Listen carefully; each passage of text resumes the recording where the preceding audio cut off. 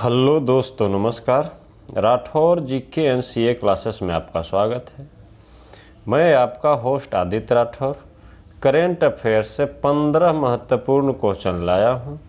आज का पहला प्रश्न है, हाल ही में किस भारतीय राज्य में मेगालिथिक पत्थर के जार का पता चला है? यह असम में पता चला है। जो राज्य में 4 पूर्व अज्ञात स्थलों पर दर्जनों मेगालिथिक पत्थर के जार पाए गए हैं। इस खोज ने भारत के पूर्वोत्तर और दक्षिण पूर्व एशिया के बीच संभावित संबंधों पर ध्यान केंद्रित किया गया है। यह अध्ययन असम, लाओस और इंडोनेशिया के बीच सांस्कृतिक संबंधों को समझने के लिए और अधिक शोध की मांग करता है। इन दोनों देशों में भी इसी तरह के जार खोजे गए थे। दोस्तों, जीवन में एक लक्ष्य निर्धारित कीजिए और हमेशा अपनी दृष्टि को उस लक्ष्य पे बनाए रखिए, तभी आपको लक्ष्य की प्राप्ति होगी। आज का अगला प्रश्न है, पहला लता दीनानाथ मंगेशकर पुरस्कार निम्न में से किसे प्रदान किया गया? यह नरेंद्र मोदी को प्रदान किया गया है। जो यह लता मंगेशकर के पिता मास्टर दीनानाथ मंगेशकर की 80वीं पुण्यतिथि के मौके पर प्रदान किया गया। मास्टर दीनानाथ मंगेशकर पुरस्कार का उद्देश्य संगीत, नाटक, कला, चिकित्सक और सामाजिक कार्य के क्षेत्र के दिग्गजों को सम्मानित करना है। आज का अगला प्रश्न है, हाल ही में जारी नीति आयोग का राज्य ऊर्जा और जलवायु सूचकांक में प्रथम स्थान पर कौन सा बड़ा राज्य है? यह गुजरात है।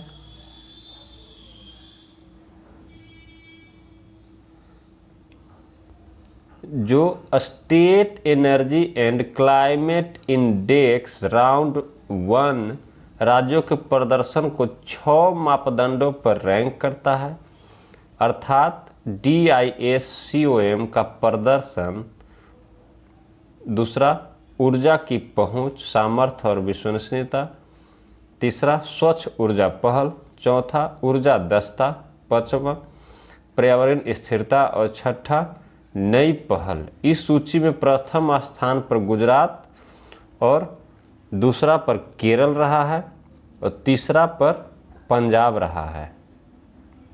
टॉप 3 ही जानने की आवश्यकता है। आज का अगला प्रश्न है, निम्नलिखित में से किस संस्थान ने भारत का पहला स्वदेशी पॉलीसेंट्रिक प्रोस्थेटिक घुटना तैयार किया है? यह IIT मद्रास ने किया है।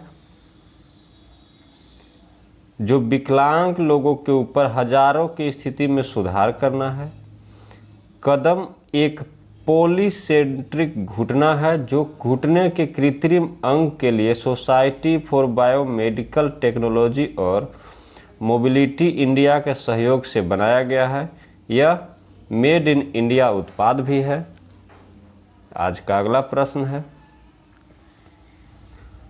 हाल ही में IPL इतिहास में रिटायर आउट होने वाले पहले खिलाड़ी कौन बने हैं? यह रविचंद्रन अश्विन बने हैं। जो अंतिम ओवर के दौरान ऑलराउंडर ने बीच में रियान पराग के लिए जगह बनाने के लिए खुद को रिटायर आउट कर दिया था। यह नियम के तहत है और मैंकडिंग के भी यह पहले थे जो उपयोग करने वाले गेंदबाज बने थे, जिन्होंने जोस बटलर को नॉन स्ट्राइक पे रन आउट किया था बिना बॉल फेंके। आज का अगला प्रश्न है, हाल ही में कौन सा देश जंगली जानवरों को कानूनी अधिकार देने वाला पहला देश बना है? यह इक्वाडोर बन गया है। जो दक्षिण अमेरिकी देश है इक्वाडोर, जंगली जानवरों को कानूनी अधिकार देने वाला पहला देश बन गया है। देश की सर्वोच्च अदालत ने उस मामले के पक्ष में फैसला सुनाया है जो एलेस्ट्रिका नामक एक ऊनी बंदर पर केंद्रित था, जिसे उसके घर से एक चिड़ियाघर में ले जाया गया था, जहां उसकी 1 महीने के अंदर ही मौत हो गई। अदालत ने एलेस्ट्रिका के पक्ष में फैसला सुनाया और कहा कि सरकार ने उसके अधिकारों का उल्लंघन किया है। कोर्ट ने आखिरकार कहा है कि जानवर प्रकृति के अधिकारों द्वारा संरक्षित अधिकारों के अधीन हैं। आज का अगला प्रश्न है, निम्नलिखित में से किस देश ने FIH जूनियर महिला हॉकी विश्व कप 2022 अपने नाम किया है? यह नीदरलैंड ने किया है। जो दक्षिण अफ्रीका के पोर्ट चेप्स्टम में जर्मनी को हराकर FIH जूनियर महिला हॉकी विश्व कप 2022 का अपना चौथा खिताब जीता है। नीदरलैंड इसमें सफल टीम है। तीसरे स्थान के मैच में इंग्लैंड ने शूटआउट में भारत को 3-0 से हराकर कांस्य पदक अपने नाम किया था। आज का अगला प्रश्न है, भारत ने किस देश के साथ शिक्षा और कौशल विकास कार्य समूह स्थापित करने का निर्णय लिया है? यह अमेरिका के साथ किया है। जो भारत और अमेरिका ने एक नया India US education and skill development working group स्थापित करने का निर्णय लिया है। इसका उद्देश्य संयुक्त सहयोग के माध्यम से शिक्षा और कौशल विकास के क्षेत्रों में सहयोग को और मजबूत करना है।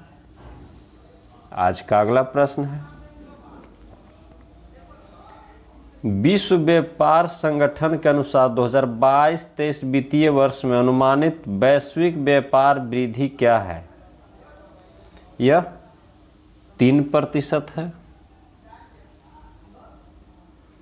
विश्व व्यापार संगठन WTO के अनुसार यह पहले 4.7% था, जो अब घटकर 3% से कर दिया गया है।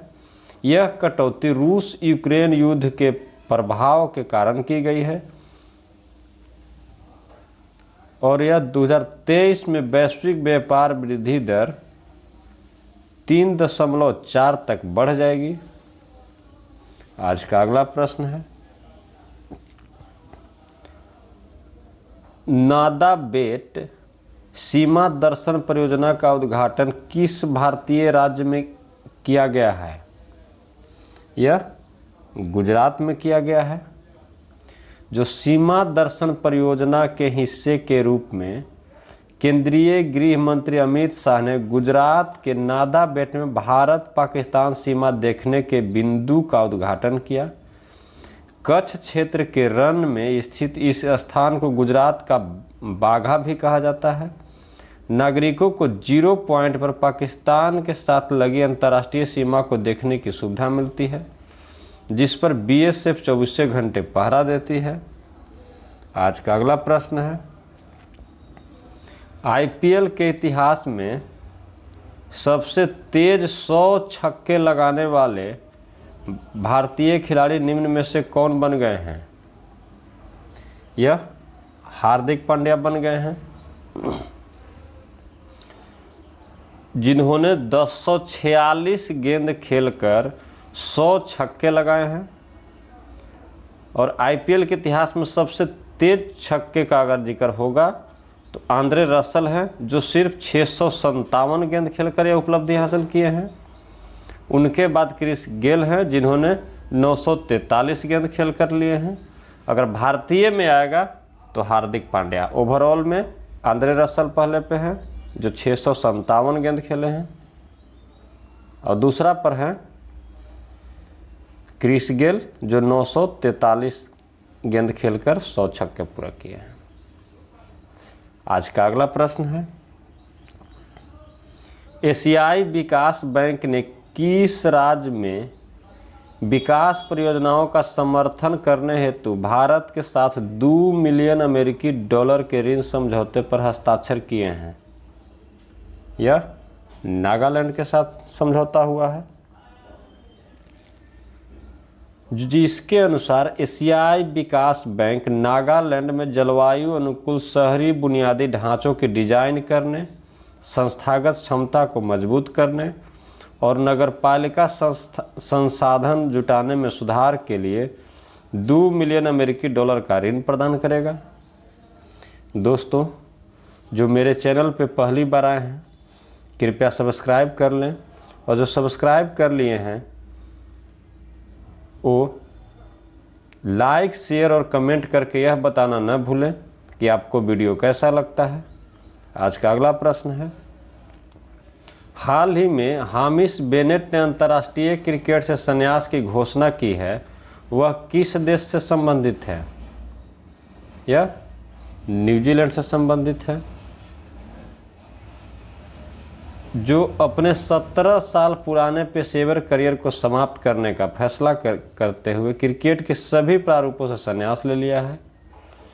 बेनेट ने तीनों प्रारूपों में न्यूजीलैंड के लिए 31 मैच में 43 विकेट लिए और हाल ही में उन्होंने पिछले सितंबर में बांग्लादेश के खिलाफ T20 में भाग लिया था। आज का अगला प्रश्न है, किस देश ने हाल ही में ऐलान किया है कि वह अपने 51 अरब डॉलर के पूरे विदेशी कर्ज को चुका पाने में असमर्थ है? यह श्रीलंका है, जो भीषण आर्थिक संकट से जूझ रहा है और वह इस पर डिफॉल्ट करेगा। श्रीलंका सरकार ने इस कदम को अंतिम उपाय बताया है। श्रीलंका का विदेशी मुद्रा भंडार इस समय खत्म हो चुका है, जिसके चलते वह विदेशों से जरूरी सामान नहीं आयात कर पा रहा है। श्रीलंका अपनी आज़ादी के बाद के सबसे बड़े आर्थिक संकट का सामना कर रहा है। आज का अगला और आखिरी प्रश्न है, हाल ही में अंतर्राष्ट्रीय माउंट एवरेस्ट दिवस कब मनाया गया है? यह 29 मई को मनाया गया है। यह नेपाल के तेंजिंग नार्गो शेर्पा और न्यूजीलैंड के एडमंड हिलेरी को जब 1953 में 29 मई 1953 में पहली बार माउंट एवरेस्ट पर चढ़े थे, उसी के उपलक्ष्य में यह अंतर्राष्ट्रीय माउंट एवरेस्ट दिवस मनाया जाता है। 11 अप्रैल है। 11 अप्रैल को विश्व पार्किंसन दिवस मनाया जाता है। 31 मई को फ्रांस, ब्रिटेन और नीदरलैंड के बीच में पेरिस की संधि पर हस्ताक्षर हुआ था और 31 मई को ही विश्व तंबाकू निषेध दिवस मनाया जाता है और 12 फरवरी को राष्ट्रीय उत्पादकता दिवस मनाया जाता है। दोस्तों, आज का वीडियो यहीं पे समाप्त करता हूँ। जय हिंद, जय भारत।